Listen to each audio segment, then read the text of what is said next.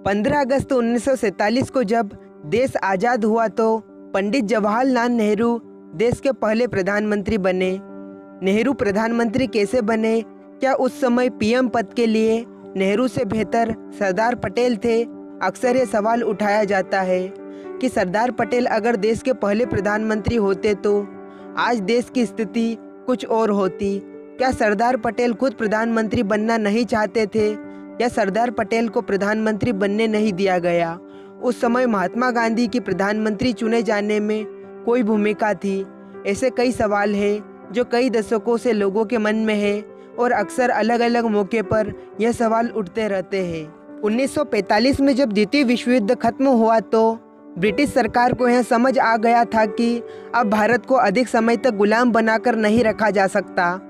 वहीं आज़ादी के लिए आंदोलन में जुटे स्वतंत्रता संग्राम के नेता भी इस बात को समझ रहे थे कि अब लड़ाई बिल्कुल अंतिम चरण में ही है।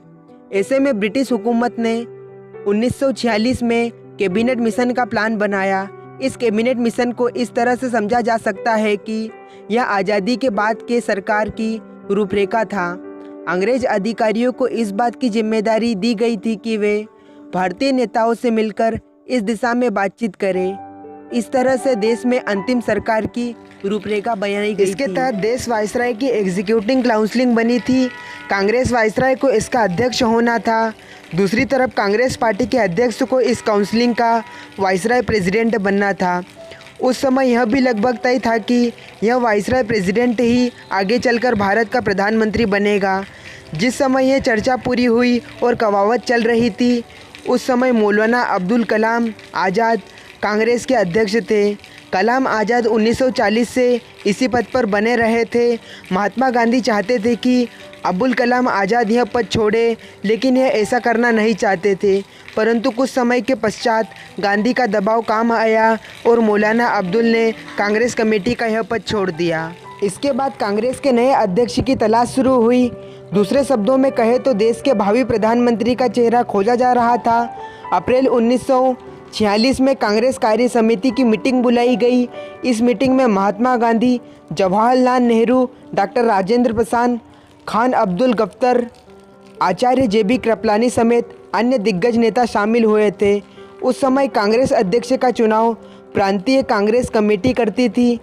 खास बात यह थी कि किसी भी प्रांतीय कमेटी में जवाहरलाल नेहरू के नाम का प्रस्ताव नहीं रखा था। कांग्रेस की 15 प्रांतीय कमेटी में 12 सरदार वल्लभ भाई पटेल के पक्ष में ली थी। वजह थी कि सरदार पटेल की संगठन पर पकड़ काफ़ी मजबूत थी।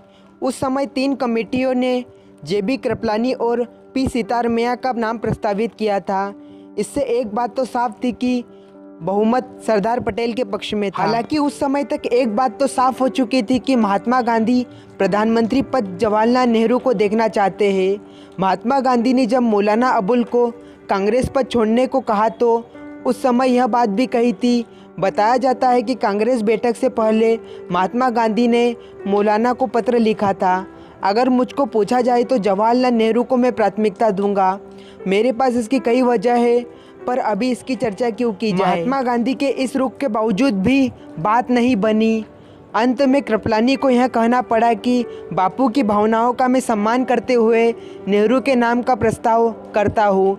इस बात के साथ ही उन्होंने एक कागज़ पर नेहरू का नाम लिखा और आगे बढ़ा दिया और इस प्रकार कई अन्य सदस्यों ने इस पर हस्ताक्षर किए और सरदार पटेल से उम्मीदवारी वापस लेने का जिक्र किया।